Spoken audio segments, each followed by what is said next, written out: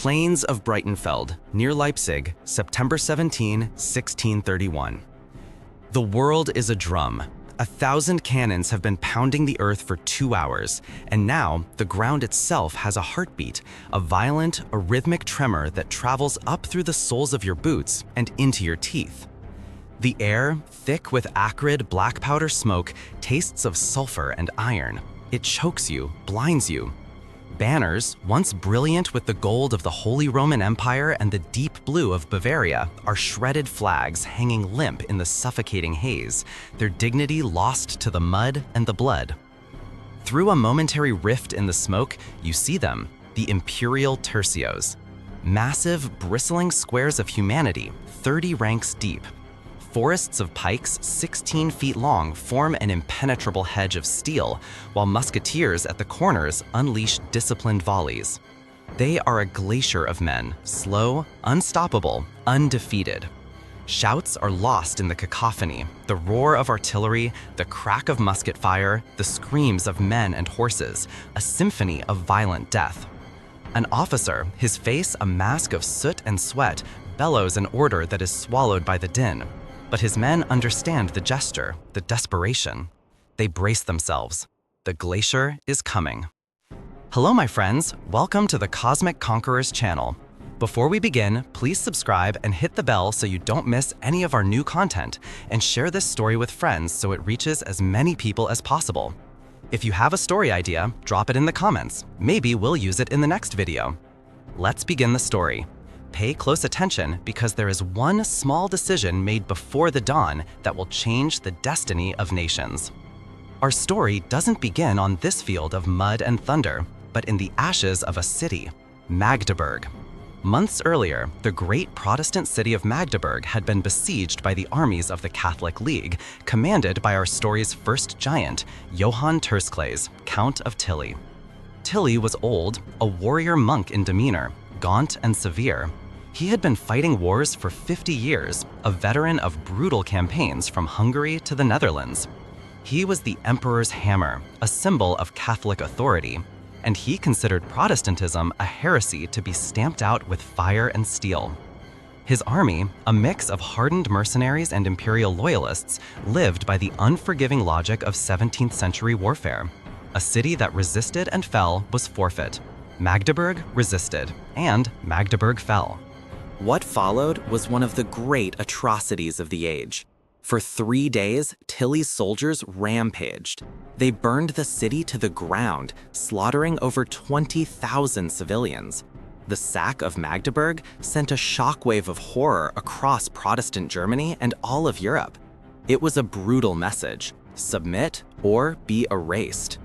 This act of terror was meant to break the Protestant princes of Germany, but it did the opposite. It drove them into the arms of our story's other giant, a foreign king who had landed in Germany a year earlier with a small but formidable army. Gustavus II Adolphus, King of Sweden, the Lion of the North. If Tilly was the past of warfare, stoic, brutal, reliant on massed infantry, Gustavus was its future. He was young, dynamic, a brilliant innovator, and a devout Lutheran who saw himself as the chosen champion of the Protestant cause. His personal history was one of forging a nation. He had inherited a poor, sparsely populated country on the edge of Europe, and through administrative, economic, and military reforms had turned it into a major power. He didn't just command his army, he had designed it. This was his instrument, forged with Swedish steel and paid for with French gold. Cardinal Richelieu of France, a Catholic, was ironically funding the Protestant champion to weaken his Habsburg rivals in the Holy Roman Empire. Politics makes for strange bedfellows, doesn't it? So now the stage was set. Tilly, his reputation stained by Magdeburg, but his army seemingly invincible, was ordered by the emperor to force a decisive battle. He marched into the lands of the Elector of Saxony, John George I, a wavering Protestant prince, and began burning his villages. It was a classic piece of extortion. John George, who had desperately tried to remain neutral, was finally forced to choose. He sent a frantic plea to Gustavus Adolphus, and the Swedish and Saxon armies united. Over 40,000 Protestants marched to meet Tilly's 35,000 Imperials near the city of Leipzig. The fate of German Protestantism, and perhaps the future of Europe, would be decided on these plains. The night before the battle, the two commanders were worlds apart. Tilly was confident. He held a council of war where his most aggressive general, the fiery Pappenheim, urged an immediate all-out attack. Tilly, more cautious, preferred a defensive position, letting the Swedes and their untrustworthy Saxon allies come to him. He trusted his tercios. For a century, these massive formations had dominated European battlefields. Why should today be any different? He saw Gustavus as an upstart, a northern barbarian who knew nothing of real war. Across the field, Gustavus was preparing a revolution. He walked among his men, speaking to them not as a distant king, but as a commander. His army was different. Instead of massive tercios, he had organized his infantry into smaller, more flexible brigades. These units combined pikemen and musketeers in a way that allowed for both defense and continuous rolling firepower. Even more revolutionary was his artillery. While Tilly's cannons were heavy, ponderous siege weapons, Gustavus had developed light, mobile 3-pounder cannons that could be moved by a single horse and served by 3 men.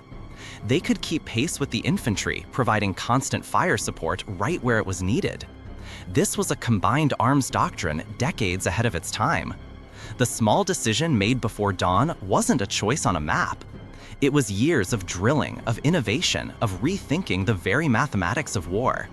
It was the decision to invest in flexibility over brute force.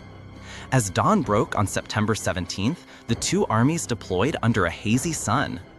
On one side, Tilly's Imperial army, drawn up in the traditional Spanish style, a center of colossal infantry squares with cavalry on the wings, solid, powerful, predictable. On the other, Gustavus's Protestant force. He placed his nervous Saxon allies on his left flank, holding them as a distinct command. His own Swedes, the professional core of his army, were arranged in 2 long lines of brigades, with cavalry interspersed and his light artillery deployed all along the front. It was a formation that looked almost fragile compared to Tilly's monolithic blocks, but it was designed to bend, not break. The battle began with the thunder of cannons. For 2 hours, the guns roared, a brutal, impersonal exchange of iron and death. Here, Gustavus's innovation gave him an immediate edge. His lighter, faster-firing guns were getting off 3 shots for every 1 from the heavy Imperial cannons. The air filled with the screams of men torn apart by cannonballs. But this was just the overture. The real test would come when the infantry closed. Tilly's plan was to pin the Swedish center while his cavalry, led by the impetuous Pappenheim, would smash the Swedish right. Pappenheim, commanding his fearsome black cuirassiers, charged and charged. And charged again. 7 times his heavy cavalry crashed against the Swedish line, and 7 times they were driven back. Gustavus's system was working. His musketeers, firing in disciplined volleys, shredded the cavalry's ranks, while his own Finnish cavalry, the Hakkapeliitta, countercharged with chilling cries of "Hakka Pele!" Cut them down. Pappenheim's elite horsemen were being bled white against a flexible wall of fire and steel. But then, the first turning point, a disaster. On the other side of the field, the Imperial left wing, under General Fürstenberg, advanced on the Saxons. The Saxon troops were mostly raw militia, poorly led and terrified by the reputation of Tilly's veterans. After a brief artillery barrage, the Imperial tercios began their slow, grinding advance. The sight was too much. The Saxon army, nearly 18,000 men, broke. They threw down their weapons, abandoned their cannons, and fled the field in a full-blown panic. Their commander, John George, was swept along with them. In a matter of minutes, Gustavus Adolphus's entire left flank had simply ceased to exist. He had lost almost half his army without a serious fight. What would you have done as the commander in his boots? For Tilly, this was the moment of victory. He saw the gaping hole in the Protestant line and ordered his center to execute a great oblique advance, a diagonal wheeling maneuver to roll up the exposed Swedish flank and crush them against their own lines. His tercios, those massive, unstoppable glaciers of men, began their ponderous turn to deliver the killing blow. It was the move that should have won the battle. It was the move that would have annihilated any other army of the day.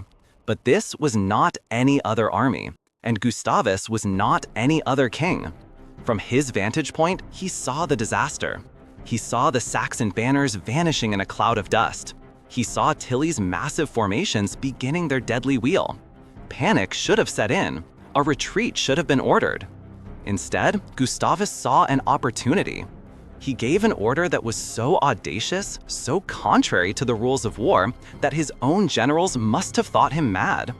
He commanded his second line, under the steady General Horn, to disengage, pivot a full 90 degrees, and form a new battle line along the exposed flank. It was a maneuver of incredible complexity, one that would have been impossible for any other army in Europe. But the Swedes had drilled for this. Their smaller, more nimble brigades moved with a speed and precision that stunned the Imperial commanders. In less than 30 minutes, a new front had been formed. Tilly's Tercios, expecting to hit a soft flank, instead slammed into a fresh line of battle, which met them with a devastating crossfire from muskets and the repositioned light cannons. The unstoppable glacier had run into a wall of fire. Now came the second turning point, the masterstroke. While Horn's men held the line, Gustavus personally gathered all his available cavalry from his victorious right wing. With himself at their head, he led them on a wide, sweeping charge. They didn't just hit the Imperial flank, they swept around it, storming the ridge where the heavy Imperial artillery was positioned. The gunners were cut down, and in a moment of brilliant improvisation, Gustavus ordered his men to turn the captured Imperial cannons around and fire them into the rear of Tilly's own infantry formations. The Tercios were now trapped. They were being hammered from the front by Horn's brigades, raked by their own cannons from the rear, and harassed on their other flank by the rest of the Swedish army. The psychological blow was immense. These soldiers, who had never known defeat, were being systematically dismantled by an enemy who refused to fight by the rules. The discipline that had been their greatest strength now became a weakness. The massive formations couldn't maneuver, couldn't respond to the threats coming from 3 directions at once. For hours, the slaughter continued. The Tercios held, bleeding from all sides. Their courage a testament to their reputation. But courage alone cannot stop cannonballs. As dusk began to fall, the formations finally began to fray. A push from the Swedish center, and then they shattered. The rout was as total as it was sudden. The most feared army in Christendom dissolved into a terrified mob fleeing for their lives.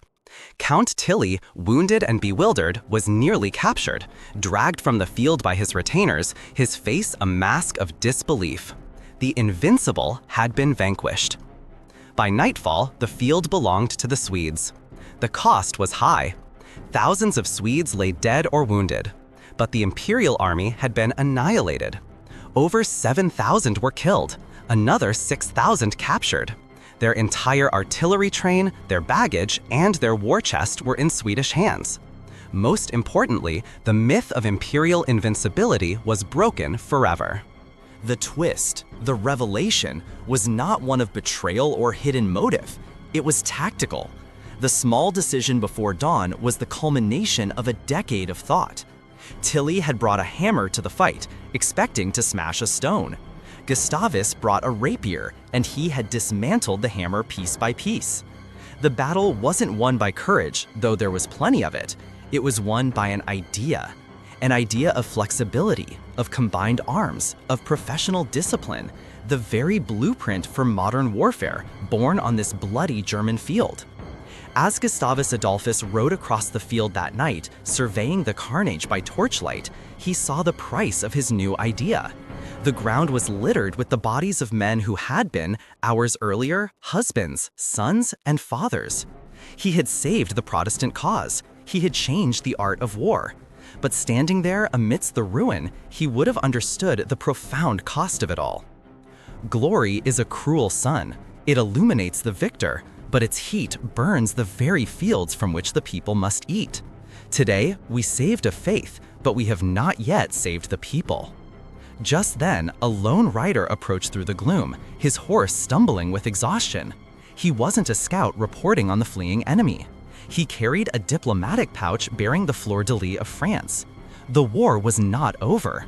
The political machine that fed on these battles was already turning, demanding the next move, the next sacrifice.